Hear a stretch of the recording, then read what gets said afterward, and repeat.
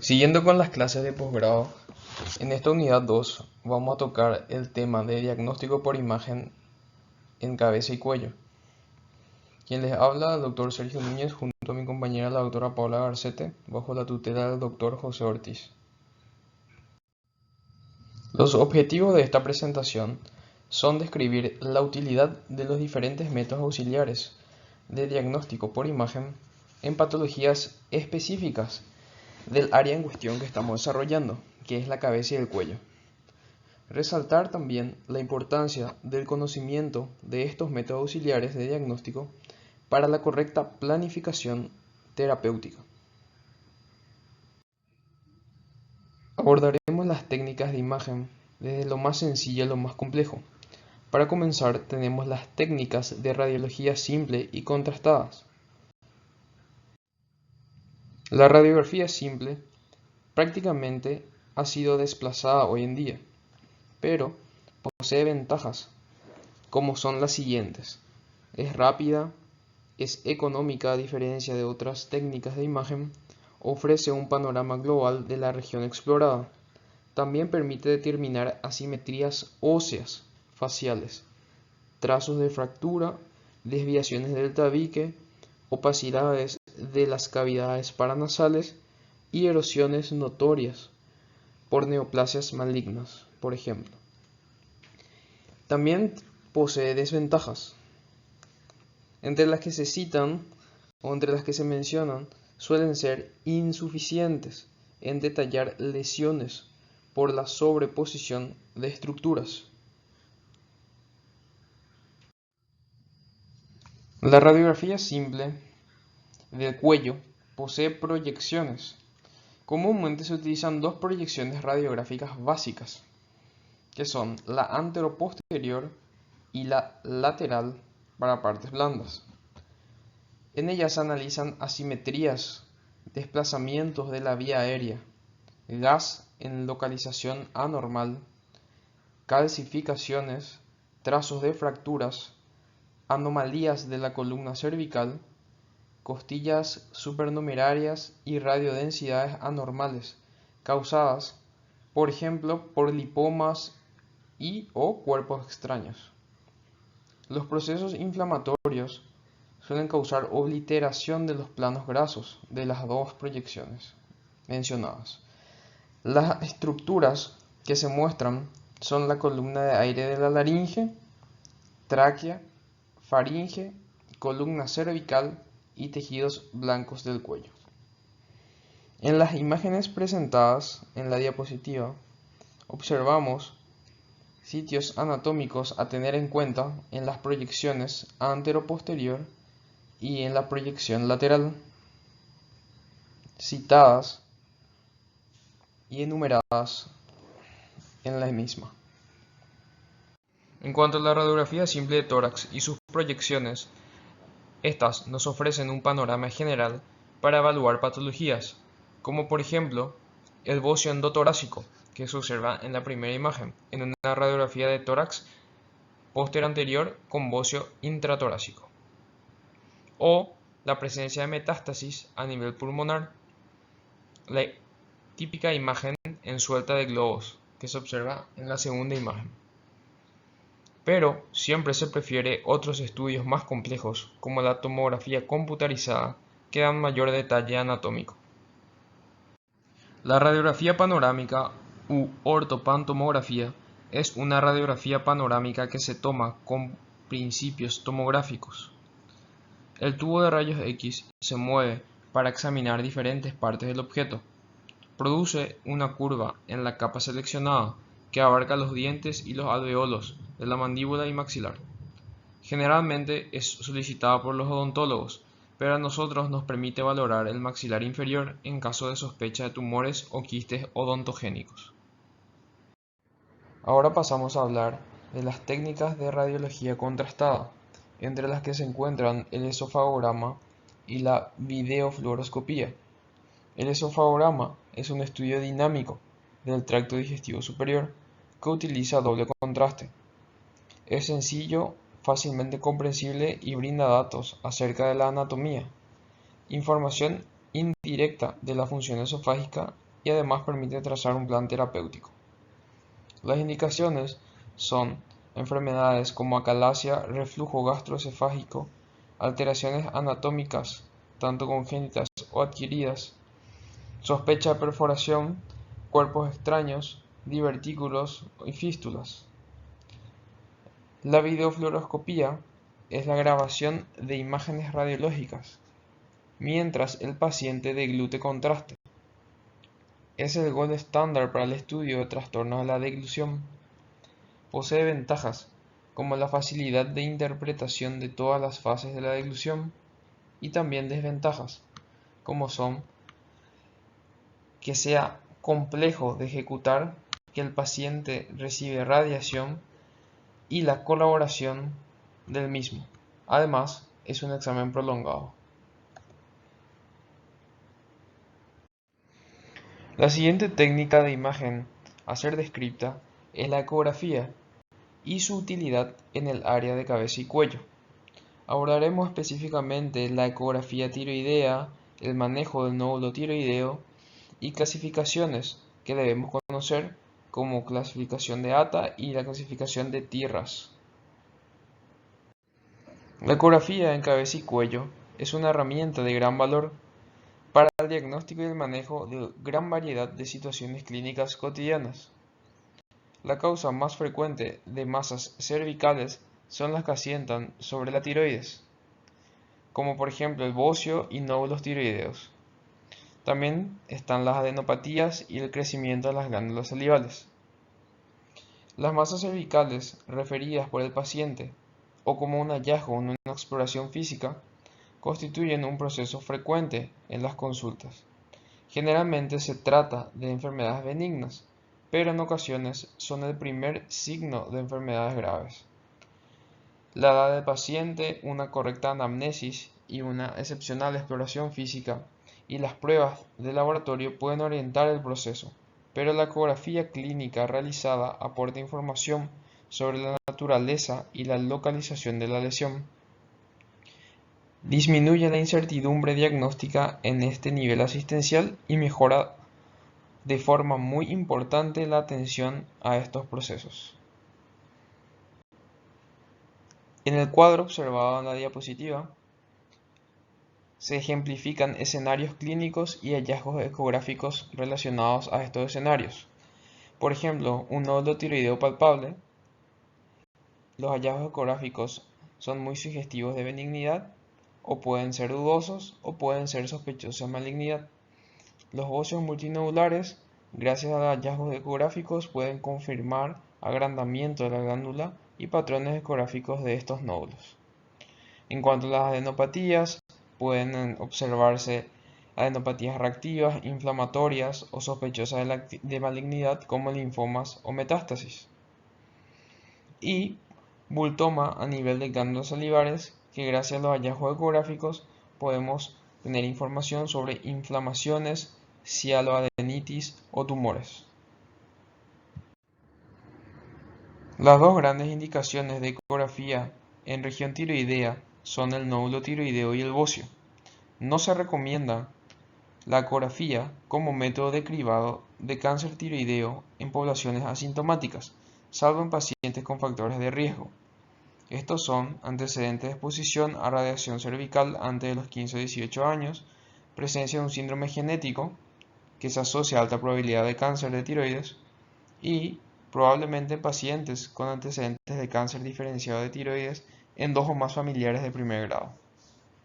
Solo el 1 a 6% de los nódulos son palpables. Aunque el nódulo es frecuente, el cáncer es raro. El 50% de la población tiene nódulos a los 50 años de vida. La ecografía de tiroides está indicada en todos los pacientes con sospecha de un nódulo tiroideo o de un bocio nodular en un examen físico.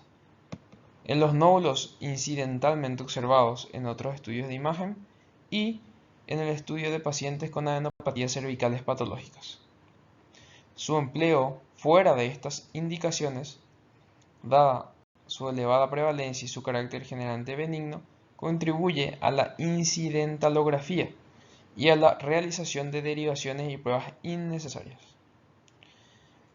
Para mejorar el manejo del nódulo tiroideo, disponemos de un sistema de evaluación estandarizado, que es la clasificación T-RADS, que utiliza una categorización de riesgo de malignidad según las características ecográficas de los nódulos, con el fin de establecer los grupos que precisan ser estudiados por citología. La clasificación de la Asociación Americana de Tiroides clasifica a los nódulos según las características ecográficas, desde muy baja sospecha a una alta sospecha. Incluye el criterio de tamaño del nódulo. Los hallazgos más específicos del cáncer de tiroides son los márgenes irregulares, las microcalcificaciones y el diámetro más alto que ancho. Las indicaciones de una ecografía y punción y aspiración con aguja fina, según la Asociación Americana de Tiroides, establece la siguiente. Si hay una sospecha que arroja benignidad, no se recomienda la punción. Si es muy baja la sospecha, la punción se realiza si el nódulo es mayor o igual a 2 centímetros o se realiza un control. Si la sospecha es baja, la punción se realiza si el nódulo posee mayor o igual a 1,5 centímetros. Si la sospecha es intermedia, la punción se realiza si el nódulo posee mayor o igual a 1 centímetro, y si la sospecha es alta, la punción también se realiza si es mayor o igual a 1 centímetro.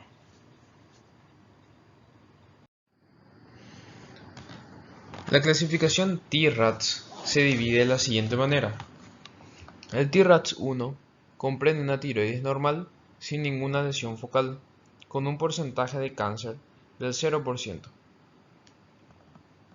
El T-RADS 2 comprende nódulos benignos, un patrón notoriamente benigno con porcentaje de cáncer del 0% y una conducta que implica seguimiento. El T-RADS 3 son nódulos probablemente benignos, con porcentaje de cáncer de menos del 5%. Y la recomendación varía entre un seguimiento y la implicancia de una punción aspiración con aguja fina. El T-RADS 4 se subdivide en 4A, 4B y 4C. El 4A son nódulos de identidad incierta, con un porcentaje de 5 a 10% de malignización. El 4B son nódulos sospechosos, con un porcentaje más elevado, del 10 a 50% de ser malignos.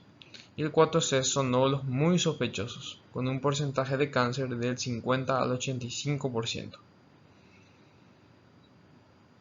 El T-RADS 5 son nódulos probablemente malignos, con un porcentaje de cáncer de más del 85%. Estos, todos, requieren como recomendación una punción aspiración por aguja fina.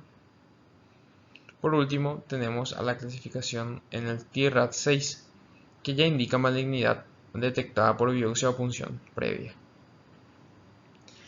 Existen criterios ecográficos que nos pueden orientar o elevar la sospecha de malignidad, que son la hipocogenicidad, las microcalcificaciones, nódulos parcialmente quísticos con localización excéntrica del componente líquido y lobulación del componente sólido, bordes irregulares, invasión del parénquima tiroideo, configuración Thaler-Tan-White más alto que ancho, vascularización intranodal, adenopatías sospechosas. Aparte de los nódulos tiroideos, habíamos dicho que el bocio también es una indicación de ecografía tiroidea. El bocio es el aumento del tamaño de la glándula tiroides. Puede deberse a defectos de biosíntesis, deficiencia de yodo, enfermedad autoinmune o enfermedades nodulares. De todos los parámetros lineales, el diámetro anteroposterior del lóbulo tiroideo es el más preciso para confirmar el crecimiento de la glándula, por ser relativamente independiente de la talla del paciente. La ecografía en el bocio difuso muestra únicamente una glándula aumentada de tamaño. En el bocio multinodular puede apreciarse un aumento de tamaño glandular con múltiples nódulos en los que se observa tejido tiroideo abigarrado y heteroecogénico. Otro proceso que requiere la implicancia de una ecografía son las adenopatías cervicales. Un nódulo o nódulos localizados en territorios ganglionares cervicales pueden ser debidos a adenopatías. No suelen ser patológicas las adenopatías menores de 1 cm. Solo el 1% de las adenopatías palpables son malignas. La edad del paciente, el tiempo de evolución, la clínica acompañante, las características de dicha adenopatía y la analítica, si es necesaria, pueden orientar a la etiología. Cualquier nódulo localizado en territorios ganglionares cervicales, sobre todo los sospechosos de malignidad, así como el estudio de un nódulo tiroideo para confirmar o descartar adenopatías sospechosas, son indicaciones de ecografía. Las adenopatías de localización supraclavicular siempre se deben considerar patológicas. Criterios ecográficos sugestivos de adenopatías cervicales benignas y malignas, presentadas en el siguiente gráfico. Según su forma, el hilo central, la relación eje largo y el eje corto, la ecogenicidad, la vascularización al Doppler y las calcificaciones. Las adenopatías cervicales benignas tienen forma fusiforme u ovalada, con hilo central, una relación eje largo-eje corto mayor a 2, un eje corto menor a 1 cm, isoecogénica. La vascularización al Doppler suele ser central y no posee calcificaciones. En cambio, las adenopatías cervicales malignas tienen forma redondeada, no poseen hilo central, la relación eje largo con el eje corto es menor a 2, el eje corto es más de 1 cm, suelen ser heteroecoicas, la vascularización al Doppler es periférica o mixta y sí presenta calcificaciones. En cuanto a las glándulas salivales, el aumento de tamaño o las masas localizadas a nivel de las glándulas salivales es un hallazgo ocasional en las consultas. El tiempo de evolución de las lesiones, los factores desencadenantes, la afectación unilateral o bilateral, la palpación de la glándula y los signos y síntomas acompañantes pueden orientar su etiología. No obstante, en lesiones sospechosas o recidivantes, la ecografía puede aportar datos muy relevantes. La ecografía permitirá comprobar la afectación de la glándula y visualizar su ecoestructura, orientando las etiologías más frecuentes de enfermedades a ese nivel, como enfermedades inflamatorias, litiásicas o tumorales. Permite integrar la información clínica con los hallazgos ecográficos, disminuyendo así la incertidumbre diagnóstica y mejorando el manejo de estos procesos. El siguiente estudio de imagen que abordaremos es la tomografía computarizada. La tomografía está ampliamente disponible y se ha establecido en la práctica debido a su bajo costo y su fácil disponibilidad, pero tiene como costo la alta dosis de radiación ionizante. Los detalles óseos son una fortaleza importante de la misma. Por el contrario, proporciona una resolución limitada de los tejidos blandos. La moderna tecnología de detector de tomografía computarizada, de anillo colector y multicorte, adquiere rápidamente imágenes sin artefactos de movimiento. Las imágenes son multiplanares y de volumen y se reconstruyen fácilmente. La tomografía computarizada con contraste es la base para el diagnóstico de patologías tumorales. El contraste permite la ossificación rápida de las estructuras vasculares, mientras que los tumores generalmente tienden a ser más lentos, para mejorar con un lavado reducido. Entre las indicaciones de la tomografía tenemos la determinación de la extensión de neoplasias cervicales, tanto primarias como metastásicas, entre ellos la detección de tumores de origen desconocido, de neoplasias benignas, masas tiroideas, tumores malignos del tracto aerodigestivo y adenopatías. La localización de cuerpos extraños, ya sean partes blandas, hipofaringe o laringe, y la evaluación de abscesos cervicales profundos. La técnica diagnóstica inicial para el estudio de la cabeza y el cuello, especialmente del tracto aerodigestivo superior, es la tomografía computarizada, como habíamos mencionado anteriormente. Esta es especialmente útil en la estadificación de los tumores malignos, ya que es capaz de hacer una correcta valoración tanto de la extensión locorregional del área maxilofacial y también del área otorrinolaringológica. La tomografía es el examen de elección en la evaluación de los abscesos profundos del cuello, dado que establece la localización, los límites y las relaciones anatómicas de la infección. La sensibilidad de la tomografía en conjunto con el examen clínico alcanza el 95%, No obstante, la especificidad llega a un máximo de 80%. La imagen generalmente se aprecia como una zona hipodensa, con reforzamiento periférico, así como podemos observar en la imagen. Ocasionalmente se puede apreciar niveles hidroaéreos y loculaciones. La tomografía supra e infraoidea, con contraste, representa su mayor utilidad ante la sospecha de compromiso de un espacio que curse a lo largo del cuello o en casos de complicación. El siguiente estudio en nuestra lista es la resonancia magnética nuclear. La resonancia magnética es una técnica de imagen no invasiva que no utiliza rayos X y no conlleva riesgos biológicos conocidos. Como la tomografía es una técnica que realiza cortes seccionales, sin embargo, permite un contraste de calidad superior para los tejidos blandos que otros estudios no logran. El estudio puede realizarse en planos múltiples, sin necesidad de mover al paciente o depender de imágenes reformadas en computadora, que tienen resoluciones espaciales compuestas más bajas. Las imágenes generadas por la resonancia magnética tienen ponderación en T1, que son las basadas en el estado físico del material o densidad de protones, y las ponderadas en T2, que son las basadas en la pérdida de resonancia coherente de los protones. El líquido, por ejemplo el líquido cefalorraquídeo o el vítreo del ojo, es brillante y la grasa es oscura en las imágenes T2, mientras que la grasa es brillante en las imágenes en T1. Debido a las diferencias en las características tisulares en las imágenes en T1 y T2, la resonancia magnética es excelente para delinear la interfaz entre el tejido blando normal y un tumor. Las sustancias paramagnéticas, como el gadolinio, pueden alterar la señal de resonancia magnética nuclear y se utilizan como agente de contraste para mejorar la definición de los tejidos blandos. En cuanto a las ventajas de la resonancia magnética, tenemos que, a diferencia de la tomografía, como ya habíamos mencionado anteriormente, tiene un mejor contraste de tejidos blandos. Tiene capacidad de mostrar planos múltiples, axial, coronal, sagital, delimitación clara de arterias, venas y nervios craneales principales. Es menos invasiva que la tomografía, ya que hay ausencia de radiación ionizante y también ausencia de artefactos por implantes dentales. En cuanto a sus desventajas, tenemos los tiempos largos de recolección de datos, ya que la duración del estudio es mucho mayor, la sensibilidad más alta a los movimientos del paciente. También está contraindicada en pacientes que posean marcapasos, ciertos implantes o cuerpos extraños metálicos. Los detalles óseos son menos nítidos.